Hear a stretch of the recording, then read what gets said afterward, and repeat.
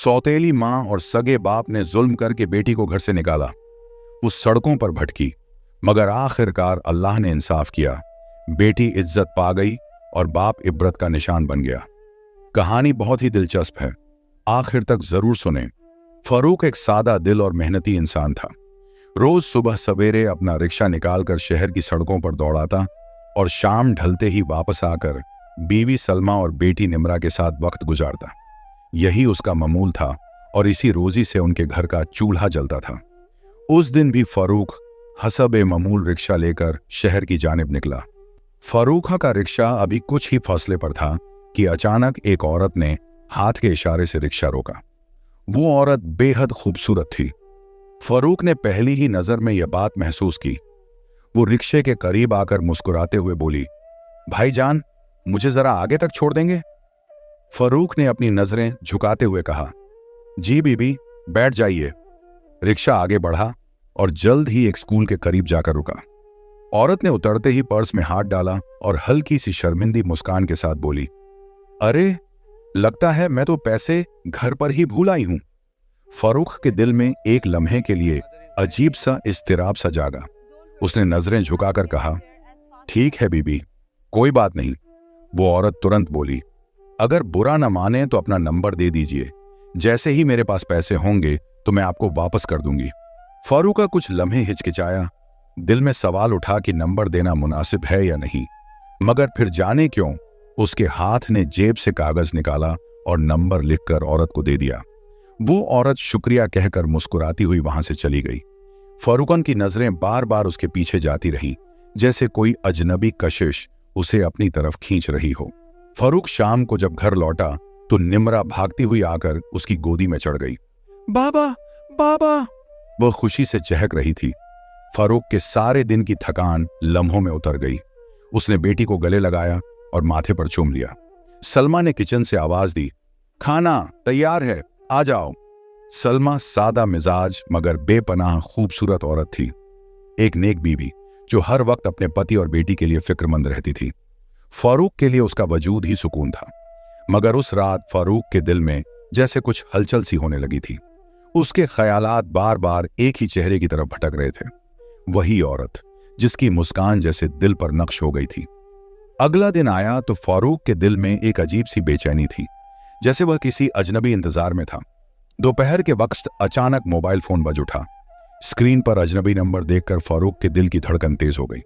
उसने कान से लगाया तो दूसरी तरफ वही नरम मतरनम आवाज थी, अस्सलामु अलैकुम फारूक साहब, याद है ना, मैं वही हूं, कल वाली। फारूक का दिल धड़कने लगा। उसने संक्षिप्त सा जवाब दिया, जी जी बीबी। वह औरत बोली, अगर बुरा न माने तो जरा रिक्शा उसी जगह ले आइए जहां कल मुझे उतारा था। फारूक ने रिक्शा मोड़ा और उसी जगह पर जा पहुंचा। वहां वही औरत खड़ी थी, जैसे पहले से ही उसका इंतजार कर रही हो। वह आगे बढ़ी और प्यार भरी मुस्कान के साथ बोली, मैं आपका शुक्रगुजार हूं जो आपने कल मुझ पर यह एहसान किया। उसने पर्स से कुछ नोट निकाले और फारूक की तरफ बढ़ा दिए।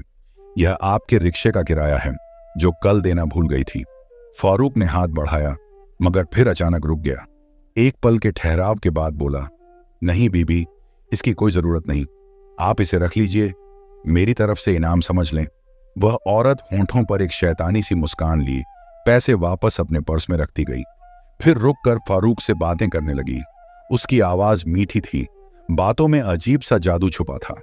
फारूक सुनता रहा, मुस्कराता रहा और वक्त का होश ही न रहा। जब अचानक उसे एहसास हुआ तो घबराकर जल्दी से अपने रिक्शे की तरफ बढ़ गया, मगर रिक्शे का हैंडल थामने तक उस औरत की परछाइयां उसके दिमाग में गहरी हो चुकी थीं। वह लम्हे बार बार दिमाग में घूमने लगे। अब फारूक का रोज का मामूल ही बदल चुका था। घर, बीवी, बच्ची सब पीछे रह गए थे। उसके दिल और दिमाग पर सिर्फ एक औरत का कब्जा था। कभी घंटों फोन पर बातें, कभी मुलाकातें, कभी शहर की गलियों में साथ साथ घूमना। वह औरत जैसे उसकी दुनिया का केंद्र बन चुकी थी। अब फारूक इस औरत के जाल में बुरी तरह फंस चुका था। उसके बिना जीना, सोचना, यहां तक कि लम्हा भर भी बिताना उसके लिए नामुमकिन सा लगता था। दूसरी तरफ घर में निमरा और सलमा के लिए हालात दिन ब दिन खराब हो रहे थे। घर का राशन खत्म होने को था। सलमा ने झिझकते हुए कहा, फारूका, घर में कुछ नहीं बचा, राशन ले आओ। लेकिन फारूक जैसे होश खो बैठा था, गुस्से से बोला, तुम फजूल खर्च औरत हो, पैसे की फिक्र छोड़ो और अपना मुंह बंद रखो। सलमा के दिल पर यह शब्द खंजर की तरह लगे, मगर वह चुप हो गई। इसी दौरान एक दिन सलमा को शहर काम से आना पड़ा। तबीयत भी नासाज थी। गांव से तांगे पर आकर वह शहर के आखिरी सिरे पर उतरी और पैदल चलते हुए एक क्लिनिक पहुंच गई। डॉक्टर से चेकअप के बाद जब वह बाहर निकली तो सामने एक पार्क दिखा। उसने सोचा जरा बेटी का हाथ पकड़कर हल्की सी चहलकदमी कर ली जाए, लेकिन जैसे ही वह पार्क में दाखिल हुई, उसकी नजर एक बेंच पर जाकर ठहरी। आंखें हैरान होकर खुल गईं, सांस रुक सी गई। वह फारूक ही था, अपनी रिक्शा छोड़े, घर को भूलकर एक अजनबी औरत के साथ बैठा हुआ। यह मंजर सलमा के दिल पर कहर बनकर टूटा। आंखों से आंसू बहने लगे, दिल रेजा रेजा हो गया, मगर उसने बेटी का हाथ मजबूती से थामा और चुपचाप वहां से पलट गई। दिल में इरादा कर लिया कि अब घर जाकर फारूक से दो टूक बात करेगी। शाम को जब फारूक घर आया तो सलमा ने सब्र का दामन छोड़ दिया। फारूक, ये सब क्या हो रहा है? वह औरत कौन थी जिसके साथ तुम पार्क में बैठे थे? तुम मजदूरी नहीं करते, घर का हाल देखो, हमारी बच्ची है और तुम आवारा गर्दी में लगे हो। ये सब कब तक चलेगा? फारूक का दिमाग जैसे सुन्न हो गया। गुस्से की शिद्दत से कांपता हुआ वह आगे बढ़ा और एक जोरदार थप्पड़ सलमा के मुंह पर मारा। खबरदार, दोबारा मेरे मामलों में दखल अंदाजी की तो अच्छा नहीं होगा। यह कहकर वह गुस्से में बाहर निकल गया। उसे खबर ही नहीं रही कि थप्पड़ के जोर से सलमा मुंह के बल जमीन पर गिर गई। पास ही रखा हुआ एक चाकू बदकिस्मती से उसके पेट में ढसा। कई घंटे गुजरे, सलमा कमरे से बाहर नहीं निकली।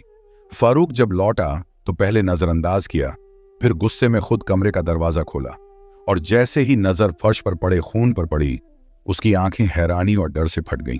सामने जमीन पर बेजान सी पड़ी सलमा। फारूक के होश और हवास उड़ गए थे जब उसने खून में सना सलमा को देखा, मगर वह खुद को संभालते हुए जल्दी से आगे बढ़ा। खून के धब्बे साफ किए और रोने चिल्लाने लगा। शोर सुनकर गांव के लोग इकट्ठे हो गए। फारूक ने कांपती आवाज में कहा, वह गिर गई थी और चाकू पेट में लग गया। अल्लाह की यही मर्जी थी। सब लोगों ने उसकी बात पर यकीन कर लिया। आखिरकार फारूक और सलमा के बारे में कभी किसी ने कोई गलत बात नहीं सुनी थी। इस तरह सलमा की तदफीन कर दी गई। छोटी सी निम्रा मां की कब्र पर रो रो कर पुकारती रही, अम्मा, अम्मा, कहां चली गई आप? उसकी मासूम आवाज हर दिल को चीर देती थी, मगर फारूका के दिल पर तो जैसे पर्दा पड़ चुका था। उसके दिमाग में बार बार वही औरत घूम रही थी जिसके साथ उसके दिन रात के ख्वाब जुड़े हुए थे। चंद ही दिनों बाद वह औरत शाजिया फारूक के घर में दुल्हन बनकर दाखिल हुई। आंखों में एक अजीब सी चमक लिए मुस्कुराकर बोली, फारूक, तुम फिक्र मत करो, मैं तुम्हारे घर का बेहतरीन ख्याल रखूंगी। फारूक ने भी संतुष्ट होकर मुस्कुरा दिया। निम्रा हैरानी से अपनी नई मां को देखती रही। शाजिया बेशक सबके सामने उसके साथ अच्छा सलूक करती, मगर हकीकत कुछ और थी। चंद ही दिनों में उसने निम्रा को घर के कामों में उलझा दिया। जरा सी गलती पर मारपीट आम हो गई। नन्ही सी बच्ची दिन रात डरी सहमी रहती, मगर पिता के सामने मुंह खोलने की हिम्मत न कर पाती। फारूक जो खुद शाजिया के जादू में बंधा था, बेटी के दुख और आंसुओं से बेखबर रहा। यूं ही दिन, महीने और साल गुजर गए। निम्रा बड़ी होती गई, मगर उसकी जिंदगी पर दर्द और जुल्म की छाप गहरी होती गई। उसकी 15 साल की उम्र तक भी एक ही रूटीन था, हर दिन डांट, हर दिन मार। फिर एक दिन शाजिया ने एक नया खेल खेला। उसने निम्रा से कहा, बाहर जाओ, साग चन कर लाओ। निम्रा चुपचाप टोकरा उठाए बाहर निकल गई। कुछ देर बाद फारूक घर आया तो देखा शाजिया आंगन में बैठी रो रही है। फारूक के कदम रुक गए। ये क्या हुआ शाजिया, क्यों रो रही हो? शाजिया ने रुदन भरी आवाज में कहा, फारूक, तुम्हारी बेटी अब बड़ी हो गई है, मगर आज तक उसने मुझे मां नहीं माना। उल्टा हर रोज अपने आशिकों से मिलने जाती है। मैं तो हैरान हूं, उसकी हरकतें बर्दाश्त से बाहर हो रही हैं। यह इल्जाम सुनकर फारूक के दिल में एक पल के लिए भी शक न आया। जिस बेटी को उसने कभी प्यार से नहीं देखा था, जिसे कभी गले न लगाया था, उसकी मासूमियत पर यकीन करने की बजाय उसने अंधा यकीन शाजिया की बात पर कर लिया। शाम ढले जब निम्रा घर वापस लौटी तो उसने बाप को सहन में गुस्से से टहलते देखा। वह कुछ बोल भी ना पाई थी कि फारूक ने लपक कर एक जोरदार थप्पड़ उसके चेहरे पर दे मारा। निम्रा की आंखों से आंसू बह निकले। उसने बेबसी से बाप को देखा। फारूक का गुस्सा जैसे आसमान को छू रहा था। वह निम्रा पर चीखा, खामोश हो जाओ, जबान चला रही हो मेरे आगे, जिंदा नहीं छोड़ूंगा तुम्हें। आज के बाद अगर घर से बाहर कदम भी रखा तो याद रखना अंजाम बुरा होगा। निम्रा के आंसू टूटे मोतियों की तरह उसके रुखसार पर बहने लगे। बाप के मुंह से ऐसे अल्फाज सुनना उसके लिए किसी अजाब से कम न था। उसने दिल ही दिल में सोचा, काश बाबा ने कभी मुझे मां की तरह प्यार से गले लगाया होता। मगर फारूक ने हमेशा शाजिया की बातों पर ही यकीन किया। अपनी बेटी को तो जैसे कभी जाना ही नहीं। फारूक काम पर जा चुका था। घर में अकेली शाजिया अपनी असल शक्ल में सामने आ गई। उसने हाथ में डंडा उठाया और निम्रा को बेरहमी से पीटने लगी। तू मेरी बात नहीं मानेगी, तू मुझे मां नहीं मानेगी। निम्रा की चीखें सहन में गूंजती रहीं, मगर सुनने वाला कोई न था। अगर अभी इसी वक्त यह घर नहीं छोड़ा तो कसम है मुझे, मैं तुम्हें जिंदा जला दूंगी। निम्रा का दिल हलक में आ गया। खौफ ने उसके वजूद को जकड़ लिया, मगर शाजिया ने उसके हाथ पकड़कर जोर से झटका दिया। भाग जाओ यहां से, और अगर दोबारा कभी वापस आई या अपने बाप को कुछ बताया तो याद रखना तुम्हारी लाश भी पहचानी न जाएगी। निम्रा का जिस्म कांप रहा था। उसकी आंखों में वहशत थी। जैसे ही शाजिया ने हाथ छोड़े, निम्रा नंगे पैर दौड़ पड़ी। आंखों में आंसू, दिल में खौफ और लबों पर बस एक ही नाम, अम्मा। वह गांव की गलियों से निकलती गई। आखिरकार वह एक सुनसान सड़क पर आ पहुंची। सड़क शहर की जानिब जाती थी और निम्रा कदम ब कदम उसी तरफ चल पड़ी। न उसे मंजिल का इल्म था, न मुस्तकबिल का। बस इतना यकीन था कि जिस घर में उसने होश संभाला था, वहां अब उसके लिए कोई जगह नहीं बची। मां के गुजर जाने के बाद उसे सुकून का लम्हा नसीब न हुआ था। हर रात वह तकिए से मुंह छुपाकर मां को पुकारती थी, और आज तो जैसे किस्मत ने उसे घर ही से बेदखल कर दिया। निम्रा नंगे पैर चलती चलती आखिरकार एक मसरूफ शहर की सड़क पर आ निकली। शोर, गाड़ियों के हॉर्न, दौड़ते भागते लोग और बिजली की रोशनियों से जगमगाता माहौल, सब कुछ उसके लिए नया और अजनबी था। उसकी नजरें सड़क के किनारे एक भिखारन पर जाकर ठहरी। वह औरत हाथ में प्याला लिए हर राह चलते के आगे बढ़ा रही थी, मगर कोई उस पर नजर डालने को तैयार न था। यह मंजर देखकर निम्रा के दिल में एक अजीब सी उदासी दौड़ गई। उसने इर्द गिर्द देखा, मगर सब लोग अपने अपने कामों में मसरूफ थे। कोई किसी की परवाह नहीं करता था। वह धीरे धीरे उस भिखारन के पास गई और सहमी हुई आवाज में बोली, मां जी, क्या इस शहर में मुझे कोई मजदूरी मिल सकती है? भिखारन ने उसे ऊपर से नीचे तक देखा, फिर कड़वी हकीकत के लहजे में बोली, ए लड़की, यहां बिना मतलब के कोई मजदूरी नहीं देता। अगर कुछ कमाना चाहती है तो मेरे साथ भिख मांगना शुरू कर दे। यह सुनकर निम्रा का दिल मजीद बोझल हो गया, मगर जिंदा रहने की मजबूरी इंसान से सब कुछ करवाती है। अगले ही लम्हे वह भी एक कटोरा हाथ में लिए भिखारन के साथ सड़क पर खड़ी थी। सिग्नल पर रुकती गाड़ियों के करीब जाकर हाथ फैलाना उसके लिए अजनबी था, मगर भूख की शिद्दत ने शर्म को पीछे छोड़ दिया। दिन ढलते तक निम्रा के कटोरे में इतने सिक्के जमा हो गए कि वह एक वक्त का खाना खरीद सके। उसके चेहरे पर थकी हुई सी मुस्कुराहट उभरी। पास ही खड़ी एक रेहड़ी से उसने बिरयानी खरीदी और सड़क के किनारे आकर बैठ गई। भूख ऐसी थी कि चंद लुकमे ही लम्हों में खत्म हो गए। प्लेट खाली हो चुकी थी, मगर दिल में उसने सर झुकाकर अल्लाह का शुक्र अदा किया। रात गहरी हो रही थी। निम्रा दूसरे भिखारनों के साथ ही सड़क के किनारे लेट गई। ठंडी जमीन उसका बिस्तर और आसमान उसकी चादर था। आंखों से आंसू निकले, मगर वह थकन और भूख के बोझ तले जल्द ही नींद की गहरी वादियों में खो गई। उधर गांव में फारूक का घर वापस आया। सहन में दाखिल हुआ तो मंजर देखकर ठिठक गया। शाजिया पागलों की तरह बाल बिखराए जमीन पर बैठी जोर जोर से रो रही थी। फारूक परेशान होकर बोला, क्या हुआ शाजिया, ये हालत क्यों है तुम्हारी? शाजिया ने आंसुओं में डूबी आवाज में कहा, फारूक, तुम्हारी बेटी निम्रा, वह भाग गई है किसी के साथ। यह खत छोड़कर गई है। फारूक के पैरों तले जमीन निकल गई। कांपते हाथों से खत पकड़ा और जैसे ही अल्फाज आंखों के सामने आए, उसके चेहरे का रंग सुर्ख पड़ गया। गुस्से से दांत पीसते हुए बोला, निम्रा, अगर मुझे कहीं भी मिली तो कसम खाता हूं जिंदा नहीं छोड़ूंगा उसे। यह कहकर वह तूफान की तरह दरवाजे से बाहर निकल गया। कदमों की धमक सहन से दूर होती गई। फारूक की पुश्त के पीछे शाजिया के चेहरे पर आंसुओं की जगह एक शैतानी मुस्कुराहट फैल गई। उसकी आंखों में चमक थी। निम्रा उसके रास्ते की रुकावट थी और आज वह रुकावट खुद ही दूर हो गई थी। वह तेजी से अंदर कमरे में गई, अलमारी का दराज खोला। अंदर फारूक की पहली बीवी सलमा के कुछ जेवरात रखे हुए थे, साथ ही वह पैसे जो शाजिया ने बहाने बहाने से फारूक से इकट्ठे कर लिए थे। फिर दूसरे दराज की तरफ बढ़ी। जैसे ही उसने दराज खोला, आंखें लालच से जगमगा उठी। अंदर नोटों की गड्डियां रखी थी, वही पैसे जो फारूक ने पिछले साल जमीन बेचकर एहतियातन रखे थे ताकि किसी मुसीबत में काम आए। जमीन भी वही थी जो फारूक के बाप ने उसके लिए छोड़ी थी। शाजिया के होंठों पर और भी गहरी मुस्कुराहट आ गई। उसके दिमाग में नए मंसूबे पलने लगे। लम्हों में उसने दराज बंद कर दिया और मसनूई दुख के नकाब के साथ बाहर सहन में आकर बैठ गई। अब गांव की कुछ औरतें उसके घर आई थीं। वह अफसोस जता रही थीं कि बेटी भाग गई। शाजिया ने रोते रोते सर हिलाया और आहें भरने लगी।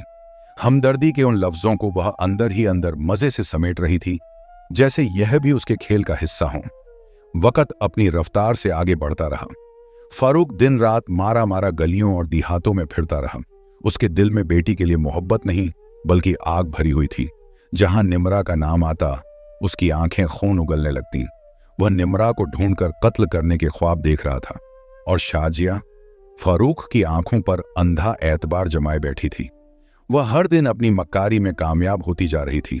उधर निम्रा बेसहारा सड़कों पर दिन गुजारते हुए भिख मांगती, जो मिलता खाती और फिर फुटपाथ पर ही सो जाती।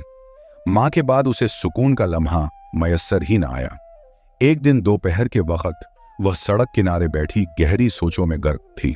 आंखों में दुख के साए थे। अचानक एक गाड़ी आकर करीब रुकी। गाड़ी से एक उम्र रसीदा शख्स उतरा। उम्र 50 से 60 बरस के दरमियान लगती थी, मगर लिबास और अंदाज से अमीर मालूम होता था। वह गाड़ी के पास पहुंचा ही था कि अचानक उसकी जेब से बटुआ फिसलकर जमीन पर गिर गया।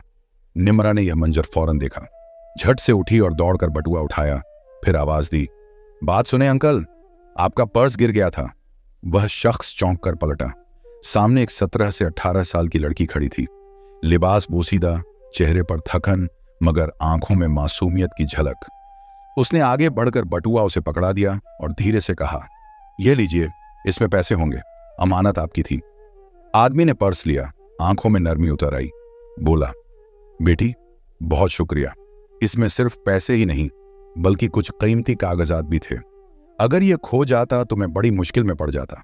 निम्रा ने हल्की सी मुस्कुराहट के साथ जवाब दिया, यह तो मेरा फर्ज था अंकल। आदमी चंद लम्हे उसे देखता रहा, फिर नरम लहजे में पूछा, तुम कौन हो बेटी, यहां क्या कर रही हो? निम्रा के लब कपकपा गए।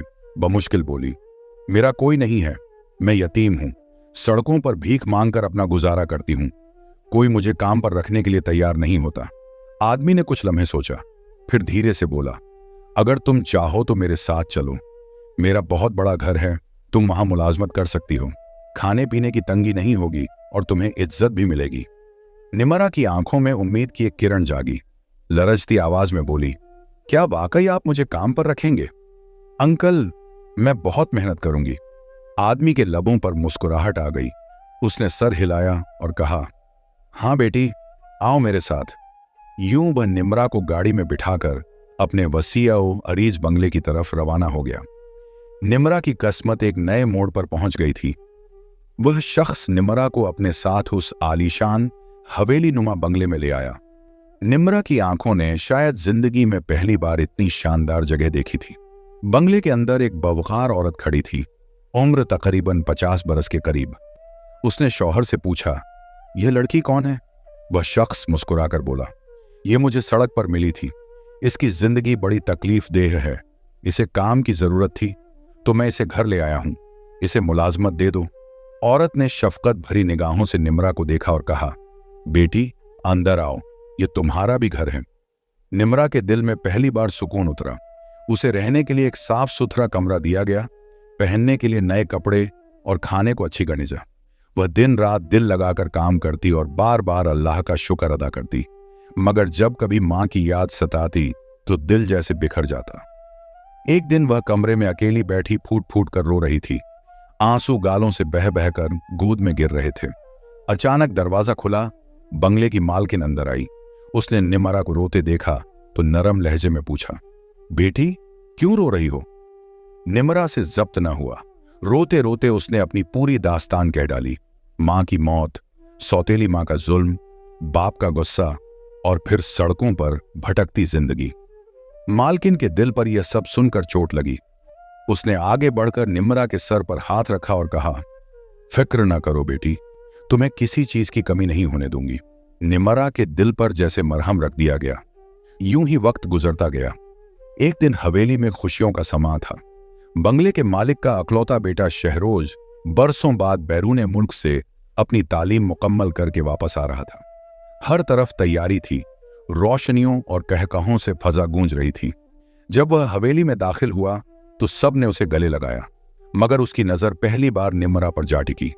सादा लिबास, मासूम चेहरा और झुकी झुकी नजरें, मगर उसकी मासूमियत और सच्चाई ने शहरोज के दिल को छू लिया।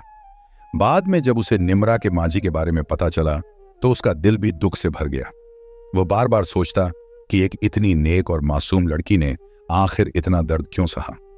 शहरोज और निमरा की मोहब्बत एक पाकीज़ा रिश्ता बनकर परवान चढ़ी। शहरोज को खुद भी खबर न हुई कि वह कब निमरा की मुस्कुराहट और मासूमियत में गिरफ्तार हो गया। एक रोज उसने वालिदैन के सामने दिल की बात रख दी। वालिदैन पहले तो हैरान रह गए, लेकिन वह तंग नजर लोग न थे। उनके नजदीक बेटे की खुशी सबसे ज्यादा अजीज थी। उन्होंने निमरा को इज्जत व एहतराम से बुलाया और उसकी राय मालूम की। निमरा का दिल खौफ और हैरत में लरज रहा था। कहां वह झोंपड़ियों में पलने वाली मजलूम लड़की और कहां एक शहजादा सा नौजवान उसका हाथ मांग रहा था। मगर नसीब तो अल्लाह लिखता है। यूं दोनों का निकाह हुआ। हवेली में शानदार दावत रखी गई। रोशनियां, हंसी खुशी और मुबारकबादों का शोर। निमरा अपनी किस्मत पर यकीन नहीं कर पा रही थी। आज वह इस हवेली की मालकिन थी। वह बार बार दिल ही दिल में शुक्र अदा करती, या अल्लाह, ये सब तेरा करम है। उधर दूसरी तरफ शाजिया जैसे मौके की तलाश में थी। एक दिन जब फारूक काम के लिए निकला तो शाजिया ने फौरन किसी को फोन किया। चेहरे पर शैतानी मुस्कुराहट थी। आ जाओ, सब कुछ तैयार है। कुछ देर बाद एक अजनबी शख्स घर में दाखिल हुआ। दोनों ने मिलकर तेजी से सामान समेटा। अलमारियों से जेवरात, नोटों की गड्डियां, वह जमीन के पैसे जो फारूक ने जमा कर रखे थे, सब बोरियों में भर लिए। शाजिया अब अपने असली रंग में थी। उसने न कोई खौफ दिखाया न शर्म। वह अपने आशिक के साथ सब कुछ लेकर रफू चक्कर हो गई। शाम को जब फारूक का घर आया तो शाजिया कहीं नजर न आई। हैरानी और बेचैनी में वह कमरे में दौड़ा। अलमारी खोली तो अंदर खाली थी। जेवरात, पैसे सब गायब। वह जैसे पत्थर का मूरत बन गया। उसी लम्हे उसकी नजर मेज पर पड़े एक खत पर पड़ी। कांपते हाथों से खत उठाया और पढ़ना शुरू किया। फारूक, मैं अपने आशिक के साथ जा रही हूं। मैंने तुमसे शादी सिर्फ पैसों के लिए की थी। जमीन के जो पैसे थे वो अब मेरे लिए काफी हैं। ये घर, ये रिश्ता, सब एक ड्रामा था। और हां, तुम्हारी बेटी को भी इसी घर से मैंने निकाला था। अब चाहो तो ढूंढ लेना, मुझे रोकने वाला कोई नहीं। खत पढ़ते ही फारूक के कदम लड़खड़ा गए। उसके जहन में एक तूफान बरपा हो गया। क्या ये सब सच है? उसे याद आया कि इसी औरत की खातिर उसने अपनी नेक बीवी सलमा को खो दिया, उसे धोखे में मार डाला, बेटी निमरा को जालिम हाथों के सुपुर्द कर दिया। सारी जिंदगी उसे अपना प्यार न दे सका, और जिस औरत के लिए ये सब कुछ किया वही आज उसका सब कुछ लूटकर भाग गई थी। फारूक जमीन पर गिर पड़ा। सीना कोबी करते हुए फूट फूट कर रोने लगा। आंखों से बहते आंसू जमीन को तर कर रहे थे। दिल के दर्द ने अचानक शिद्दत इख्तियार की और फिर एक भारी झटका उसके जिस्म पर गिरा। फालिज का दौरा पड़ गया। चंद लम्हों में ही उसकी एक टांग हमेशा के लिए माजूर हो गई। अब वो कमरे में पड़ा सिर्फ अपनी जिंदगी के फैसलों पर कफे अफसोस मल रहा था। कुछ दिन तो गांव वालों ने फारूक का सहारा दिया, मगर फिर हर कोई अपनी अपनी जिंदगी में मसरूफ हो गया। अब फारूक अपनी टूटी जिंदगी और माजूर टांग के साथ तन्हा रह गया। वो एक पुरानी व्हील चेयर पर अपने आप को घसीट घसीट कर शहर की सड़कों पर निकल आया। जहां कल तक वो रिक्शा दौड़ाता था, आज वही फारूक हर सिग्नल पर रुकने वाली गाड़ियों के सामने हाथ फैला रहा था। लोग तरस खाकर कुछ सिक्के या नोट उसके कटोरे में डाल देते और वो इन जिल्लत भरे लम्हों में अपनी जिंदगी को घसीट रहा था। एक रोज सिग्नल पर एक चमचमाती शानदार गाड़ी आकर रुकी। फारूक अपनी व्हील चेयर धकेलता हुआ आगे बढ़ा। लरजती आवाज में कहा, बेटे कुछ पैसे दे दो। गाड़ी में बैठे एक नौजवान ने तरस खाकर चंद नोट निकाले और फारूक के कटोरे में डाल दिए। फारूक ने शुक्र अदा करने को सर उठाया, मगर अगले ही लम्हे उसकी नजर गाड़ी के अंदर बैठी एक लड़की पर पड़ी। वो लड़की सादा सा मगर कीमती लिबास पहने हाथ में मोबाइल लिए मसरूफ सी बैठी थी। फारूका की सांस जैसे रुक गई। आंखों से बहते आंसुओं के साथ लरजती आवाज में निकला, निम्रा, मेरी बेटी। निम्रा ने यह आवाज सुनी तो चौंक कर सर उठाया। निगाहें सामने गईं तो उसने देखा उसका बाप टूटी हुई व्हील चेयर पर बैठा, चेहरे पर मिट्टी और आंखों में पछतावे के साए, हाथ में कटोरा लिए भीख मांग रहा था। वो लम्हा निम्रा के लिए ख्वाब और हकीकत के बीच फंस गया। आंखों के सामने एक शख्स जो कभी उसका बाप था, आज यूं जलील ख्वार हालत में था। मगर सिग्नल सब्ज हो गया। गाड़ी आगे बढ़ने लगी। निम्रा शीशे के पार पीछे देखती रह गई। आंखों में आंसू तैरने लगे। घर पहुंचते ही वो फूट फूट कर रो दी। शहरोज ने परेशानी से पूछा, निम्रा क्या हुआ? निम्रा ने हिचकियों में सारी बात कह दी। शहरोज ने उसका हाथ थाम कर कहा, वो जैसा भी था निम्रा, वो तुम्हारा बाप है, हमें उसके पास जाना चाहिए। निम्रा ने रोते हुए सर हिलाया, नहीं शहरोज, मैं नहीं जाऊंगी। उसने हमें कभी अपनाया नहीं, मेरी मां को मुंह से छीन लिया, मुझे सोटली मां के जुल्म के हवाले किया। आज अगर वो इस हाल में है तो ये सब उसके अपने फैसलों का नतीजा है। उधर दूसरी तरफ फारूक चीखता, रोता हुआ सड़क पर बैठा गाड़ी को जाता देख रहा था। आंखों में पछतावे का समंदर था। काश काश मैं उस औरत के जाल में ना आता, काश अपनी बीवी सलमा को न खोता, काश अपनी बेटी निम्रा से मुंह न मोड़ता, तो आज इस हाल में ना होता। उसी लम्हे एक तेज रफ्तार ट्रक बेकाबू होकर आया। लम्हों में फारूक की व्हील चेयर को टक्कर मार दी। उसका जिस्म फजा में उछला और सड़क पर बेदम होकर गिर गया। खून चारों तरफ फैल गया। लोग जमा हुए मगर कोई हाथ लगाने को तैयार न था। हर कोई पुलिस केस से डर रहा था। चंद मिनट में ही फारूक की सांसें हमेशा के लिए रुक चुकी थीं।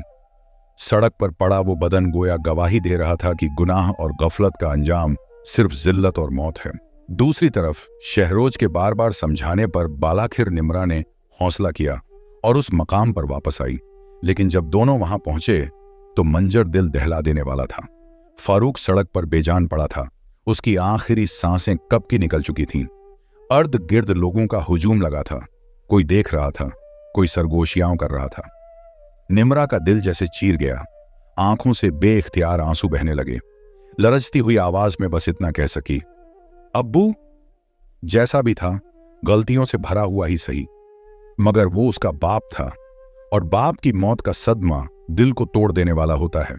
वही कफन दफन का बंदोबस्त किया और करीब ही एक कब्रिस्तान में फारूकन को दफन कर दिया।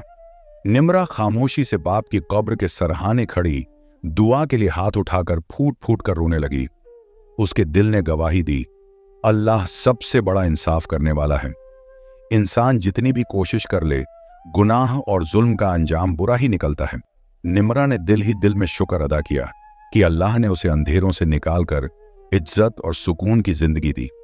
आसमान पर शाम की लाली फैल रही थी। कब्र के गिर्द खामोशी छाई हुई थी और वो लम्हा इस बात का ऐलान कर रहा था कि इंसान का असल सरमाया सिर्फ नेक अमाल है। अगर आपको कहानी अच्छी लगी हो तो चैनल को सब्सक्राइब करें और कमेंट्स में जरूर बताएं कहानी कैसी लगी। ऐसे ही मजीद दिल छू देने वाली स्टोरियों को देखने के लिए नूर राइट्स चैनल को सब्सक्राइब करें।